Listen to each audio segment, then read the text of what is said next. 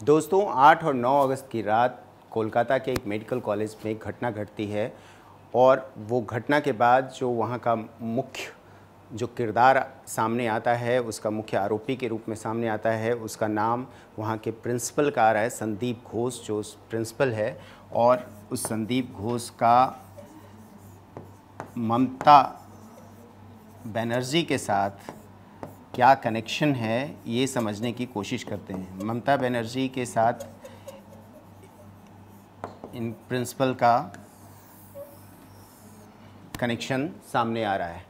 इसमें एक एक पॉइंट के ज़रिए हम समझने की कोशिश करेंगे कि आखिर ये कनेक्शन क्यों है और क्यों कहा जा रहा है कि ये ममता के लिए काम कर रहे थे।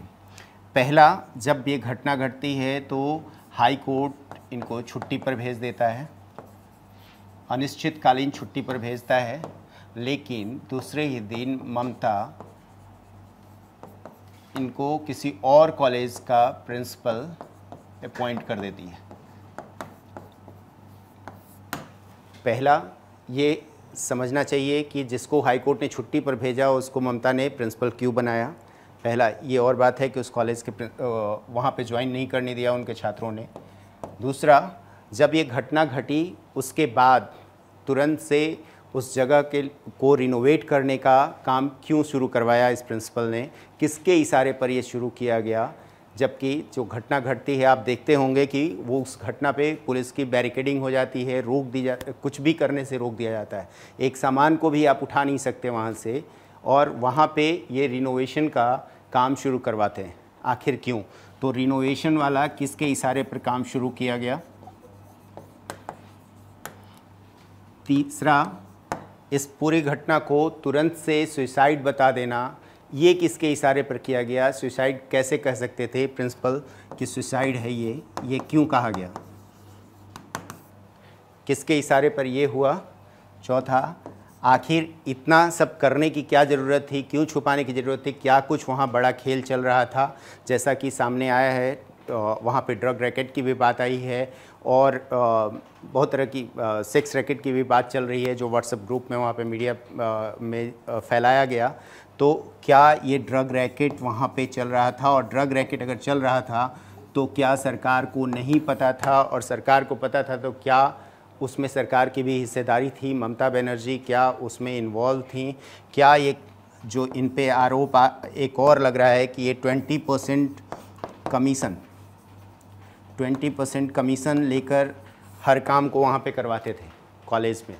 तो क्या ये 20% कमीशन में ममता की भी हिस्सेदारी थी, क्या वहाँ जाता था। चौथा, जो टीएमसी का यूथ विंग है, टीएमसी यूथ विंग है जो छात्रों का वहाँ एक संगठन है टीएमसी का।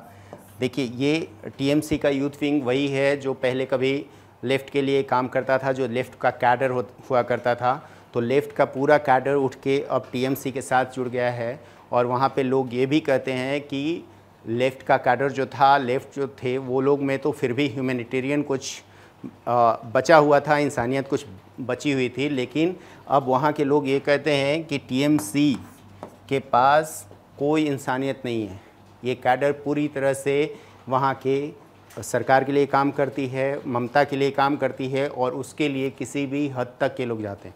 तो जो टीएमसी यूथ विंग का वहाँ पे इसमें आ रहा है, तो क्या ये उनको बचाने के लिए संदीप घोष ये काम कर रहा था कि सुसाइड का नाम दिया था जो इसमें कहा जा रहा है। उसके बाद अभी एक और जो बड़ी बात निकल के आई है कि एग्ज़ाम में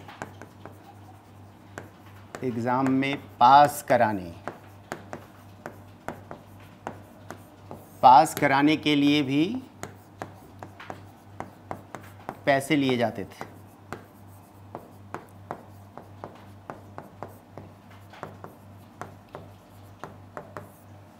ये पैसे लिए जाते थे एग्ज़ाम में पास कराने के लिए।